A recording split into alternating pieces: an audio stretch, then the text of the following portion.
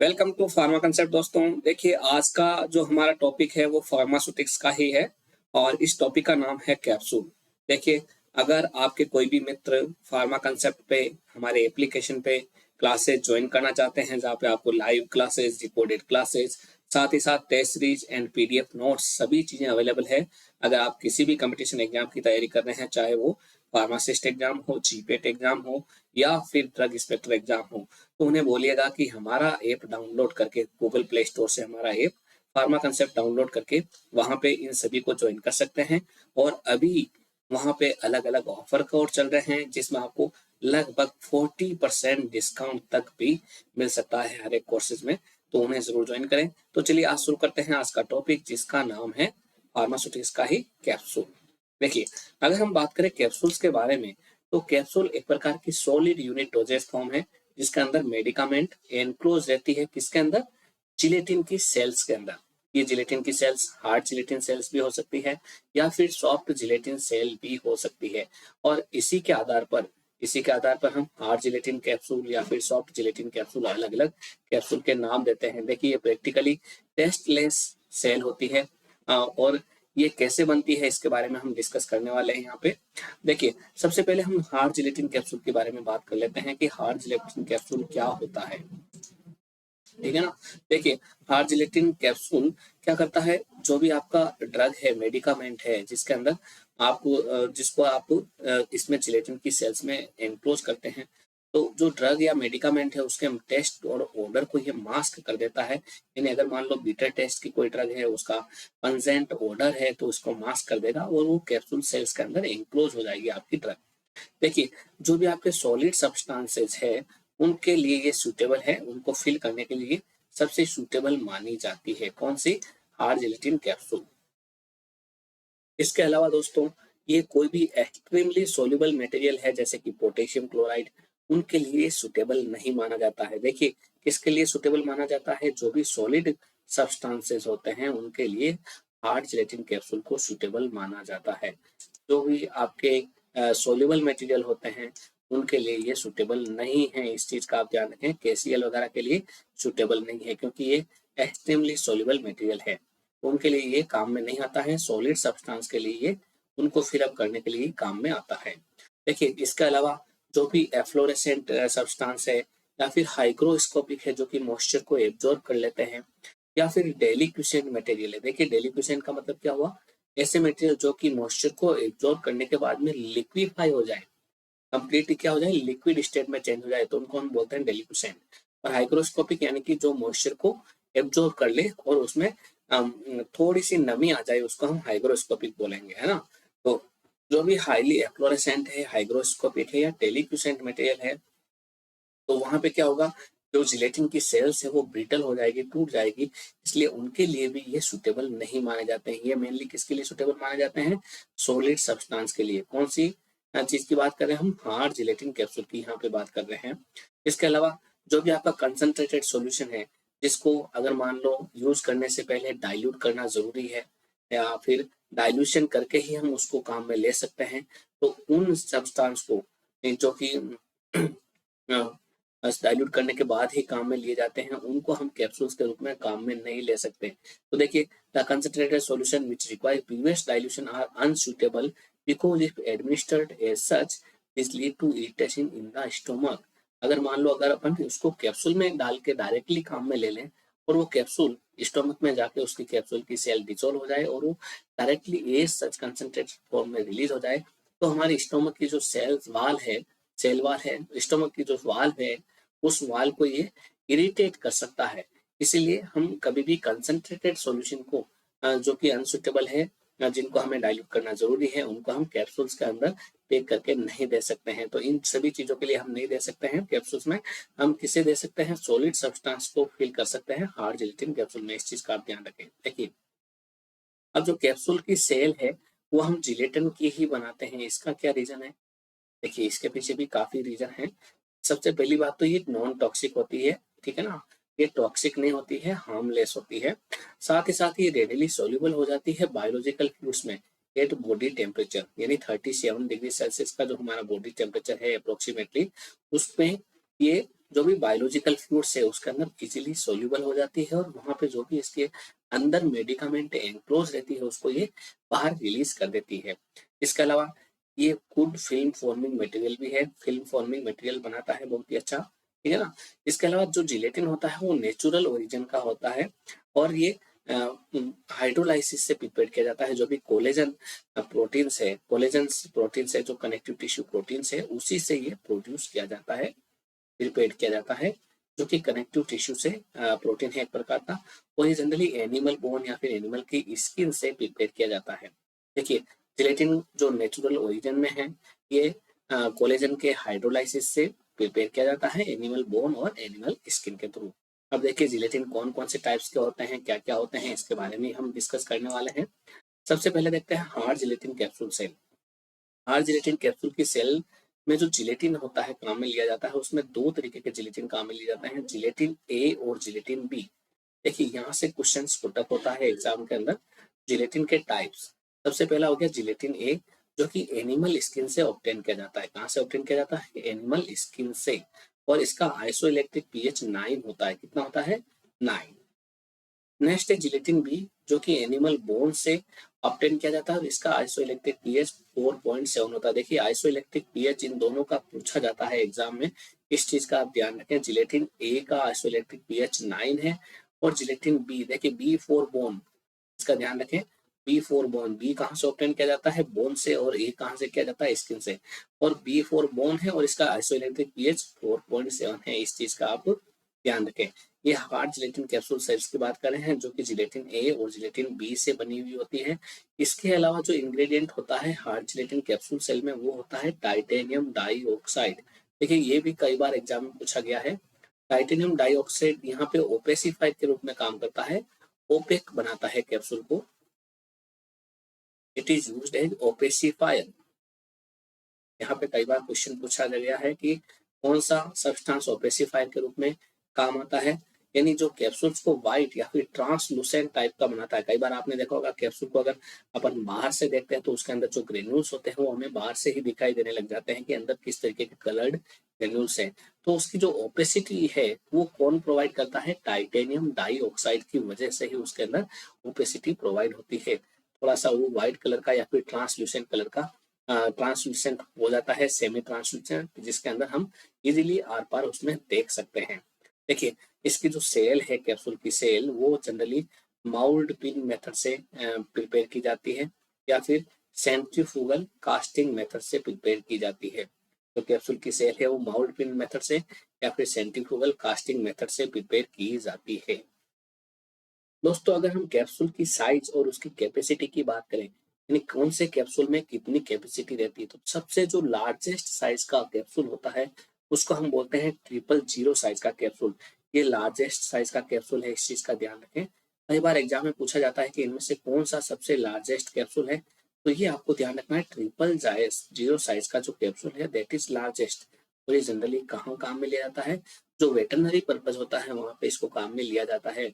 और जो smallest capsule होता है जिसकी साइज सबसे छोटी होती है वो रहता है आपका 5 नंबर का कैप्सूल। इस चीज का ध्यान रखें, यहाँ पे अपोजिट है इसलिए आप कभी भी कंफ्यूजन में नहीं हो।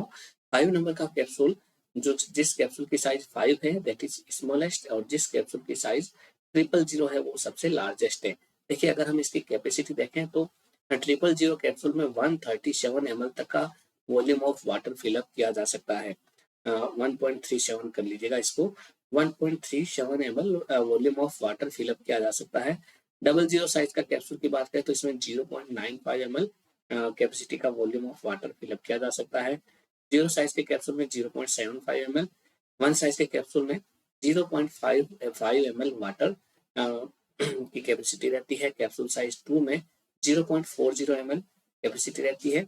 कैप्सूल नंबर 3 में 0.30 ml वॉल्यूम ऑफ वाटर की कैपेसिटी रहती है।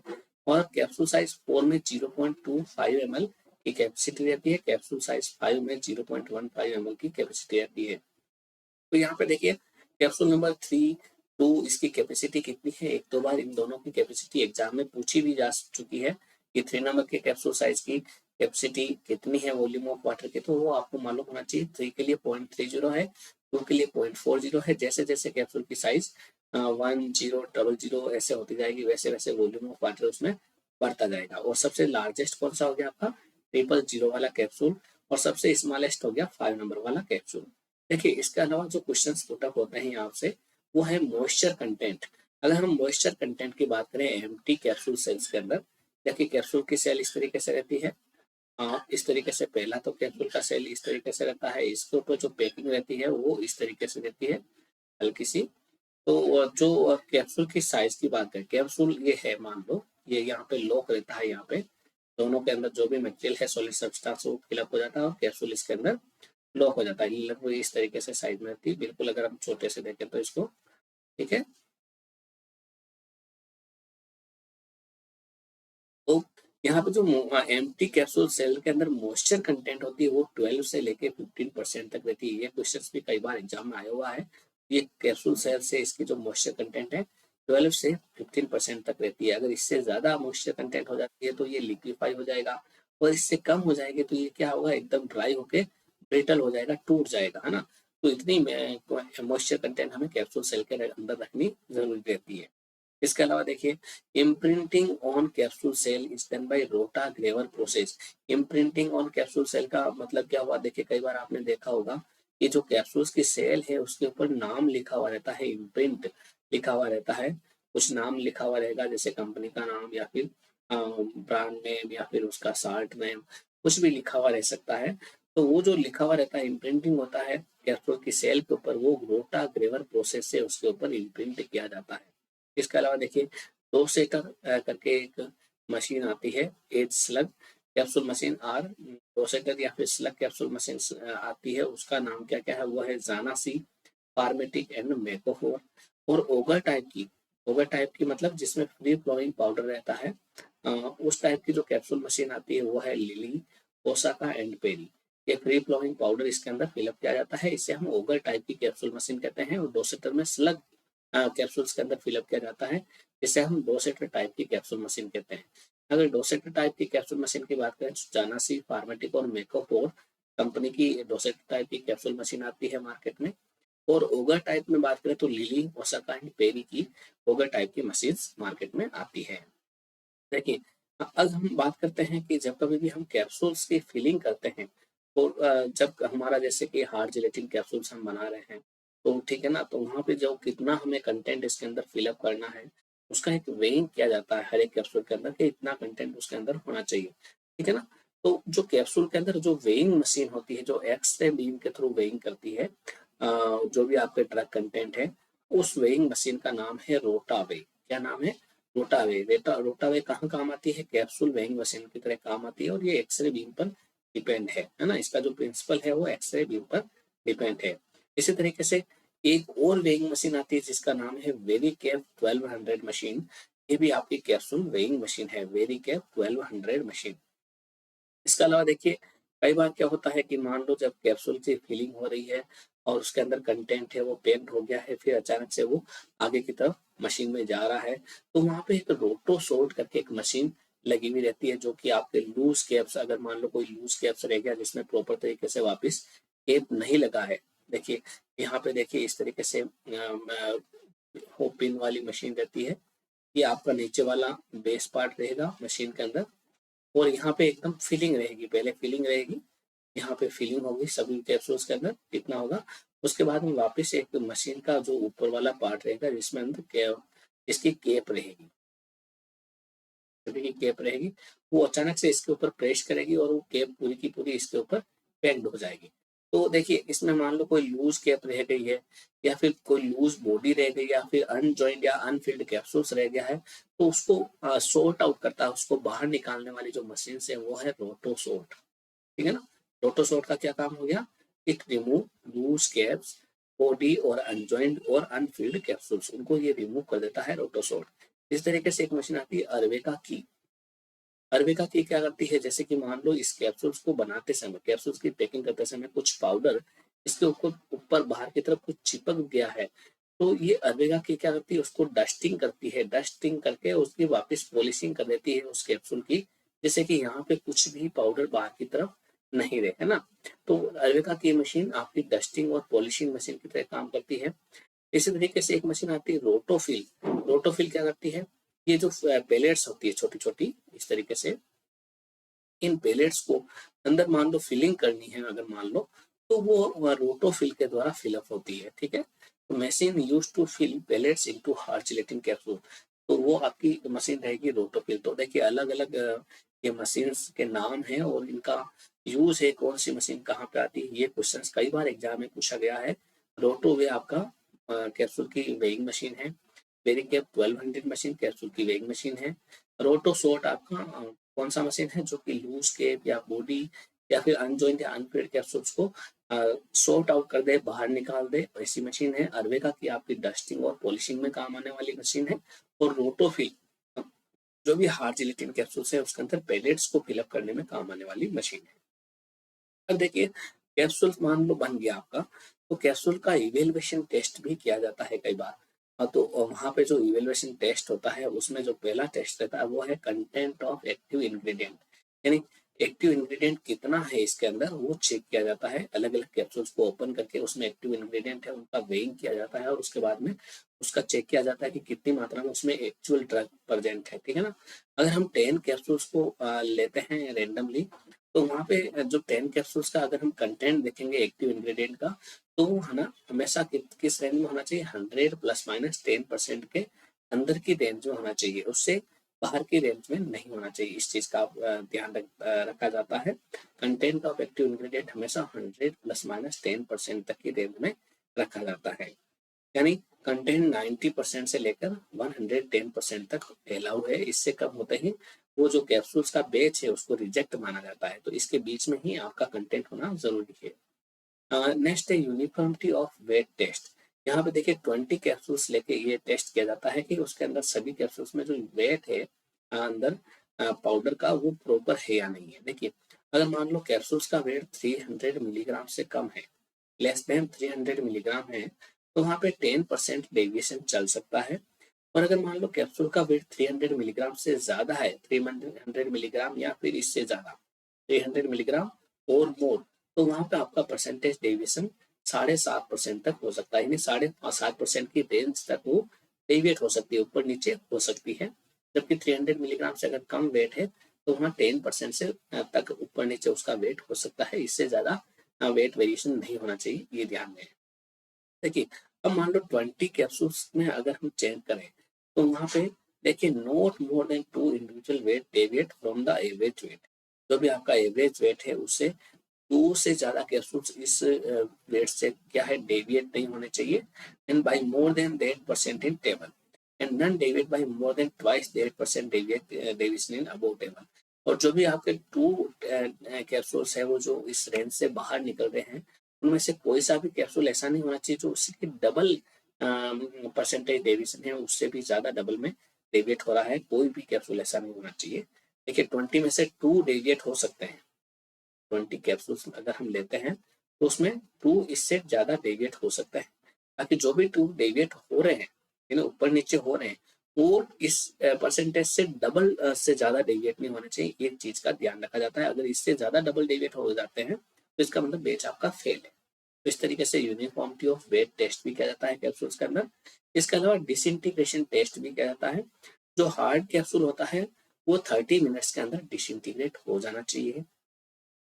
सॉफ्ट कैप्सूल की बात करें तो वो 1 आवर के अंदर डिसइंटीग्रेट हो जाना चाहिए। और एंटरी कोटेड कैप्सूल्स की बात करें तो वो 3 आवर्स तक डिसइंटीग्रेट हो जाना चाहिए। तो ये देखिए अलग अलग डिसइंटीग्रेशन वैल्यू है। हार्ड कैप्सूल की 30 मिनट्स है, सॉफ्ट कैप्सूल की 1 आवर है, और एंटरी कोटेड कैप्सूल की 3 आवर्स है। अब हम बात कर लेते हैं सॉफ्ट जिलेटिन कैप्सूल की। देखिए सॉफ्ट जिलेटिन कैप्सूल कैसे होते हैं आपको मैं एक बार बता देता हूँ हल्का सा। ये इस तरीके से मशीन्स होती है इसमें, इसको बनाने के लिए यहाँ पे और एक यहाँ पे होती है। ये दोनों मशीन है ना इस तरीके से रोटेट करती है, एक आपकी इस तरीके से रोटेट करेगी क्लॉकवाइज और एक करेगी एंटी क्लॉकवाइज। और इसके बीच में जो कैप्सूल्स की सेल्स है वो रहेगी लगी हुई। तो ये कैप्सूल्स की सेल इस तरीके से नीचे की तरफ आएगी, वो यहाँ से ऊपर से फिलिंग मशीन होगी जो फिल करेगी। ये जो ही मशीन नीचे आएगी इन दोनों को फिल कर देगी, और ये दोनों देखिए यहाँ पे आके जुड़ेगी, यहाँ पे आके ऐसे जुड़ती है तो ये दोनों ही चिपक जाती है, यहाँ पे फिलिंग होती है और ये दोनों ही इस तरीके से वापस कट जाता है और यहाँ पे आपका राउंड शेप का कैप्सूल प्रोड्यूस हो जाता है। यानी जो भी लिक्विड वगैरह है वो यहाँ से आता है और इसको फिलअप कर देता है। यानी ये सिंगल स्टेप में अपना प्रोसेस फॉलो करती है। फिलिंग और जो सीलिंग होती है वो एक ही स्टेप में होती है, एक ही स्टेप में फिलअप होता है कैप्सूल और उसी में साथ साथ में उसकी सीलिंग हो जाती है, तो वो आपका सॉफ्ट जिलेटिन कैप्सूल कहलाता है। देखिए, सॉफ्ट जिलेटिन कैप्सूल्स की बात करें तो यहाँ पे जब जिलेटिन की बात करें तो एक वर्ड आता है ब्लूम स्ट्रेंथ। ब्लूम स्ट्रेंथ क्या होता है? ये एक प्रकार का मेजर करता है cohesive strength of cross linking that occur between gelatin molecule and is proportional to the molecular weight of gelatin. जो भी आपकी कोहेसिव स्ट्रेंथ होती है जिलेटिन मॉलिक्यूल्स की, उसको ये मेजर करता है कौन? Bloom strength. और ये हमेशा किसके प्रोपोर्शनल होता है? मॉलिक्यूलर वेट ऑफ जिलेटिन के डायरेक्टली प्रोपोर्शनल होता है। देखिए, bloom is determined by measuring the weight in grams required to move a plastic plunger that is 0.5 inches in diameter, 4 millimeter into नहीं 0.5 inches in diameter, 4 millimeter into 6 2/3% gelatin gel that has been held at 10 degree Celsius for 17 hours। तो इसमें क्या करते हैं अपन, उसका wait in grams देखते हैं कि कितना वेट चाहिएगा। देखिए यहाँ पे मान लो ये जिलेटिन है आपका, तो ये जिलेटिन रखा हुआ है जिसकी परसेंटेज स्ट्रेंथ है 6 to 3, यानी 6.66% का आपका जिलेटिन जेल है, ठीक है, जो कि 10 डिग्री सेल्सियस पर 17 आवर्स तक रखा हुआ है, ठीक है। अब यहाँ पे एक प्लास्टिक प्लंगर हम इसके अंदर डिप कर रहे हैं जो कि 0.4 डायमीटर का है और इस प्लास्टिक प्लंगर को हमें 0.5 इंच तक अंदर की तरफ जाना है ना। तो कितना मोलिकुलर वेट चाहिए जिससे कि ये 0.5 इंच तक अंदर की तरफ चला जाए? तो जो जितना मोलिकुलर वेट होगा ना, जितना इसका वेट चाहिए ग्राम्स में, वही आपका क्या कहलाएगा? ब्लूम स्ट्रेंथ, है ना। वही वेट इसका क्या कहलाएगा? ब्लूम स्ट्रेंथ, जो कि इसको 4 मिलीमीटर तक अंदर की तरफ ले जाए। देखिए, अगर मान लो इस तरीके का जिलेटिन है जो से 6.66% में है, जिलेटिन जेल जो 10 डिग्री सेल्सियस तक रखा हुआ है 17 आवर्स तक, तो वहां पे जो ब्लूम स्ट्रेंथ होनी चाहिए यानी 150 से लेकर 250 ग्राम होनी चाहिए जिलेटिन सेल की, वो ही आपका क्या आएगा? जिलेटिन्स के कैप्सूल बनाने में काम आएगा। ऐसी ब्लूम स्ट्रेंथ जो कि 150 से लेकर 250 ग्राम हो, तो वही आपका जिलेटिन हमेशा काम आता है, कैप्सूल्स फॉर्मेशन में काम आता है। देखिए, यहाँ से क्वेश्चन पुटअप होता है कि जो भी आपका कैप्सूल्स हम बनाते हैं, जो अपना हार्ड शेप जिलेटिन कैप्सूल या फिर सॉफ्ट जिलेटिन कैप्सूल बनाते हैं, तो उसकी ब्लूम स्ट्रेंथ कितनी होनी चाहिए? तो उसकी ब्लूम स्ट्रेंथ आपको मालूम होना चाहिए, वो होनी चाहिए 150 से लेकर 250 ग्राम। ये क्वेश्चन कई बार एग्जाम में पूछा गया है कि ब्लूम स्ट्रेंथ जिलेटिन सेल की कितनी होनी चाहिए? 150 से लेके 250 ग्राम होने चाहिए, यानी 150 से लेके 250 ग्राम तक का वेट अगर मैं उस प्लास्टिक प्लंगर पे दूंगा तब वो कहीं जाके उसके अंदर इंसर्ट होगा, ठीक है ना। देखिए, इसके अलावा आयरन कंटेंट भी पूछा गया है कई बार कि जो जिलेटिन सेल्स है उसके अंदर आयरन कंटेंट कितना होता है, तो वो 15 पार्ट्स पर मिलियन रहता है। कितना रहता है? 15 पार्ट्स पर मिलियन। ये आंकड़ा भी आपको लर्न करना है और ये भी लर्न करना है। इसके अलावा इसकी विस्कोसिटी 25 से लेकर 45 मिली पोइज रहती है। ये आपका सॉफ्ट जिलेटिन कैप्सूल्स की बात कर रहा हूँ मैं यहाँ पे। विस्कोसिटी कितनी है? 25 से लेकर 45 मिली पोइज। देखिए, प्लास्टिसाइजर का काम क्या होता है? प्लास्टिसाइजर क्या करते हैं? जो कैप्सूल सेल्स होते हैं उनको फ्लेक्सिबल बनाते हैं। जो कैप्सूल्स की सेल है उसको फ्लेक्सिबल बनाते हैं। तो जो सोर्बिटोल है, ग्लिसरीन है, प्रोपाइलिन ग्लाइकोल है, ये तीनों ही प्लास्टिसाइजर के रूप में काम करते हैं। ये ग्लिसरीन की सेल को फ्लेक्सिबल बनाते हैं। देखिए, अगर मैं बात करूं ड्राई ग्लिसरीन और जिलेटिन की, तो 0.4 ड्राई ग्लिसरीन लूं और जिलेटिन 1 लूं, तो वहां पे आपका हार्ड कैप्सूल बनेगा। देखिए, shell softening product used for hot और ह्यूमिड एरिया, वहां पे इसको हम काम में ले सकते हैं। अगर 0.6/1 रेशियो में लूं मैं ड्राई ग्लिसरीन और जिलेटिन, तो ये मीडियम इसकी हार्डनेस रहेगी। ये सेल हार्डनिंग प्रोडक्ट्स में काम आता है। साथ ही साथ 0.8:1 में लूं तो इसकी सेल हार्डनिंग प्रोडक्ट तो रहेगी, ठीक है ना। यहाँ पे ये कोल्ड या फिर ड्राई एरिया में काम आता है, यानी कोल्ड या ड्राई एरिया में अगर हमें जिलेटिन काम में लेना है तो वहां पे प्लास्टिसाइजर और जिलेटिन का रेशियो कितना होना चाहिए? 0.8:1 होना चाहिए। और अगर हॉट या ह्यूमिड एरिया में हमें कैप्सूल काम में लेना है तो वहां पे ग्लिसरीन और जिलेटिन का रेशियो क्या होना चाहिए, 0.4/1 होना चाहिए। 0.4 ग्लिसरीन है तो 1 रेशियो में उसका जिलेटिन होना चाहिए। अब देख लेते हैं कुछ और इम्पोर्टेंट पॉइंट्स हम इससे रिलेटेड। सबसे पहला है इसमें प्रिजर्वेटिव। प्रिजर्वेटिव हम क्या बनाते हैं इसमें, methyl paraben ratio propyl paraben, इन दोनों को मिक्स करके बनाते हैं। मिथाइल पैराबेन और प्रोपाइल पैराबेन को यूज लेते हुए हम प्रिजर्वेटिव यूज में लेते हैं। ओपेसिफायर में अभी हमने बताया था, ओपेसिफायर क्या करता है, उसकी ओपेसिटी को इंक्रीज करता है, जिसमें हम टाइटेनियम डाइऑक्साइड काम में लेते हैं और इसको हम 0.5% तक काम में लेते हैं, यानी इसकी कंसंट्रेशन 0.5% रहती है ओपेसिफायर। इसके अलावा फ्लेवरिंग एजेंट में हम इथाइल वेनिलिन काम में ले सकते हैं। देखिए सॉफ्ट जिलेटिन के प्रिपरेशन मेथड बताएं सॉफ्ट जिलेटिन कैप्सूल की, तो एक तो हो गया प्लेट प्रोसेस और दूसरा हो गया rotary die process. Rotary die process का भी मैंने आपको स्ट्रक्चर भी बताया था, देखिए किस तरीके से इससे डाई रोटेट कर रही है और इस तरीके से इसमें वो कैप्सूल्स बन रहा है, ठीक है ना, यहाँ पे फिलिंग हो रही है। और दूसरा एक प्लेट प्रोसेस है, इसके थ्रू भी सॉफ्ट जिलेटिन कैप्सूल्स बनाया जाता है। आपको इन दोनों के नाम याद रखने हैं। देखिए capsule shell moisture content is determined by toluene distillation method. 12 से लेके 15% तक तो इसमें मॉइस्चर कंटेंट रहता है, आपको मैंने बताया था। और देखिए मॉइस्चर कंटेंट को हमेशा किससे डिटरमाइन करते हैं, कोई भी चीज हो कहीं पे भी हमें मॉइस्चर को डिटरमाइन करना है कि उसमें मॉइस्चर कंटेंट कितना परसेंट है, तो उसके लिए टोल्यून डिस्टिलेशन मेथड रहता है। ये क्वेश्चन कई बार एग्जाम में पूछा गया है कि अगर हमें मॉइस्चर कंटेंट फाइंड आउट करना है किसी में प्रोडक्ट में तो कौन सा मेथड यूज में लेंगे, तो वो रहेगा आपका टोल्यून डिस्टिलेशन मेथड। देखिए अगर हम बात करें सीलिंग ऑफ कैप्सूल की,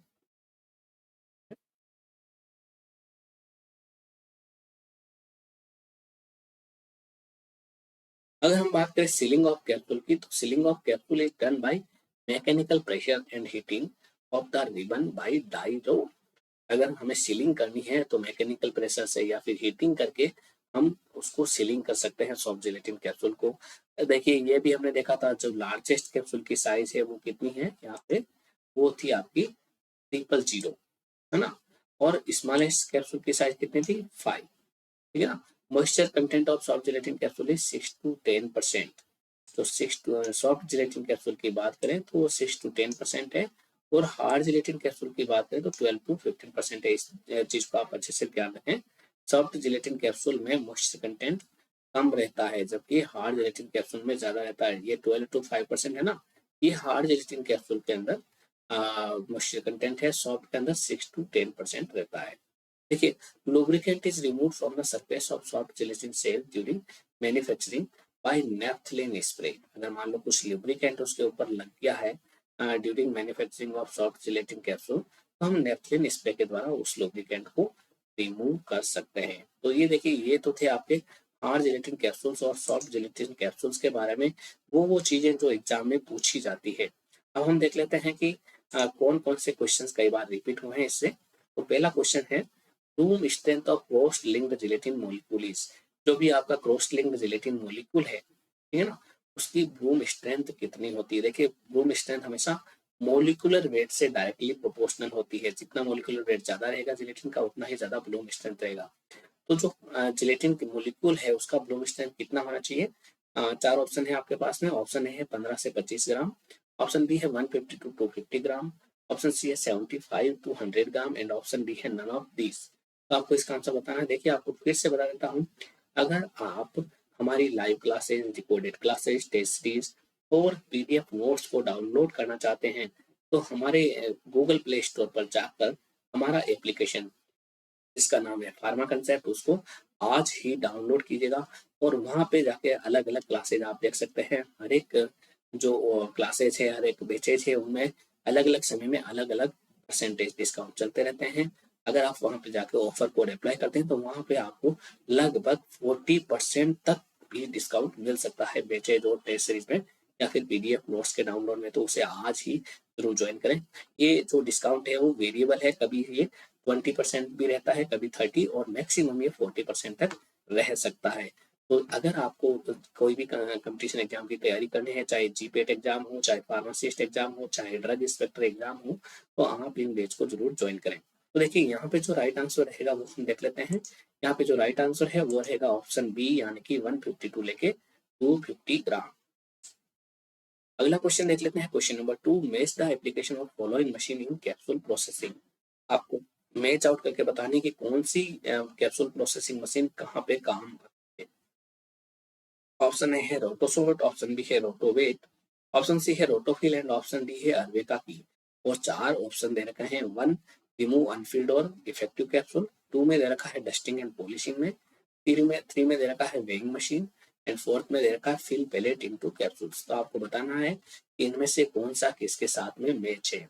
ऑप्शन ए है A1 B3 C4 D2, option B है A1 B3 C2 D4, option C है, यहाँ पे इसको सी कर लीजिएगा, ऑप्शन सी है A3 B1 C4 D2 and option D है आपका नन ऑफ दीज। तो यहाँ पे जो राइट आंसर रहेगा वो रहेगा आपका ऑप्शन ए, यानी कि A1 का मतलब रोटोसोर्ट कहाँ काम आता है, रिमूव अनफिल्ड और डिफेक्टिव कैप्सूल्स में। B3 रोटोवे कहाँ काम आता है, देखिए वे का मतलब ही हो गया वेइंग, इससे आप फाइंड आउट कर सकते हैं रोटोवे कहाँ काम आता है, वेइंग में। C4 में रोटोफिल, फिल कहाँ आ रहा है, फिलिंग में, ये fill pellet into capsule. And अर्वेगा की कहाँ काम आता है, डस्टिंग एंड पॉलिशिंग में। तो इस तरीके से आप यहाँ पे फाइंड आउट कर सकते हैं। अगला क्वेश्चन देख लेते हैं, which one of the following is used to make capsule shell elastic.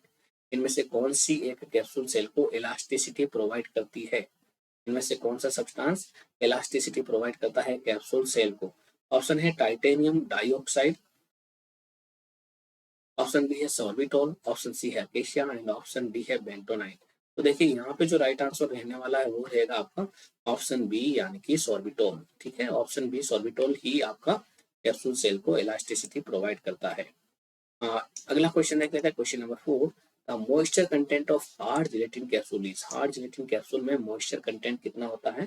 Option है 5 to 10%, ऑप्शन बी है 15 से 20%, ऑप्शन सी है 13 से 25%, 13 to 25%, ऑप्शन डी है 13 to 16%। तो यहाँ पे जो राइट आंसर रहेगा वो रहेगा आपका ऑप्शन डी, यानी कि 13 to 16%। देखिए 12 to 16% अपने पढ़ा था, उसी के रेंज में ये आपका 13 to 16% है। ये हार्ड जिलेटिन कैप्सूल्स की बात कर रहा हूँ। अगर हम सॉफ्ट जिलेटिन कैप्सूल्स की बात करेंगे तो उसमें मॉइस्चर कंटेंट अलग रहेगा। कितना रहेगा, सॉफ्ट जिलेटिन कैप्सूल में आपका जो मॉइस्चर कंटेंट रहता है वो रहता है 6 to 10%, ठीक है ना। और 12 to 15% रहता है हार्ड जिलेटिन कैप्सूल में। कई जगह ये 13 to 16% भी दे रखा है, इस चीज का भी ध्यान रखें। तो यहाँ पे आपका आंसर ऑप्शन डी 13 to 16% रहेगा। इसके अलावा मैं आपको फिर से बता देता हूँ, अगर आप किसी भी कंपटीशन एग्जाम की तैयारी कर रहे हैं फार्मेसी में, तो हमारे फार्मा कंसेप्ट ऐप को जरूर डाउनलोड करें। और ये गूगल प्ले स्टोर पर आपको आसानी से मिल जाएगा, जहाँ पे आपको live classes, recorded classes, test series, PDF notes, ये सारी चीजें मिलेगी। यहाँ पे जो भी प्राइस दे रखी है, ड्रग इंस्पेक्टर एग्जाम की, टारगेट जीपेट एग्जाम की, फार्मासिस्ट एग्जाम की, इन सब की प्राइस में लगभग आपको 40% तक डिस्काउंट मिल जाएगा। यानी ये वाला कोर्स मात्र आपको मिलेगा 1500 रुपीज में, ये भी 1500 में मिलेगा, ये मात्र आपको 1080 में मिल जाएगा। इसके अलावा दोस्तों देखिए, अगर आप किसी भी कंपटीशन एग्जाम की तैयारी करें तो आपको ज्यादा से ज्यादा MCQ सॉल्व करने की कोशिश करनी चाहिए, जिससे कि आपके एग्जाम में परफेक्ट तैयारी हो सके। तो हम फार्मा कंसेप्ट ऐप पर लेके आए हैं अलग अलग टेस्ट सीरीज, जिसमें pharmacist exam test series, GPAT exam test series, drug inspector exam की टेस्ट सीरीज और फार्मा एग्जिट एग्जाम की टेस्ट सीरीज भी इंक्लूड है। देखिए इनकी प्राइस भी मात्र 500 रुपीज रखी गई है, जिनकी वैलिडिटी 1 ईयर तक है। हर एक क्वेश्चन का वहाँ पे 360 डिग्री कवरेज है, यानी कंप्लीट एक्सप्लेनेशन है। वहाँ पे हम लगभग 3000 MCQs अपलोड करने वाले हैं, 1 ईयर की वैलिडिटी है। और वहाँ के वीकली लाइव टेस्ट अपलोड होते हैं। इनकी प्राइस मात्र 500 रुपीज रखी गई है। अगर 40% डिस्काउंट इनमें दिया जाता है तो मात्र 300 में ये पूरी की पूरी टेस्ट सीरीज आपके पास आ जाती है। तो इसको भी आज ही ज्वाइन करें, जिससे कि आपको किसी भी कंपटीशन एग्जाम को फाइट करने में आसानी हो। तो चलिए आज की क्लास यही कंप्लीट करते हैं। मिलते हैं फिर से एक बार फिर, तब तक के लिए best of luck for exam and thanks.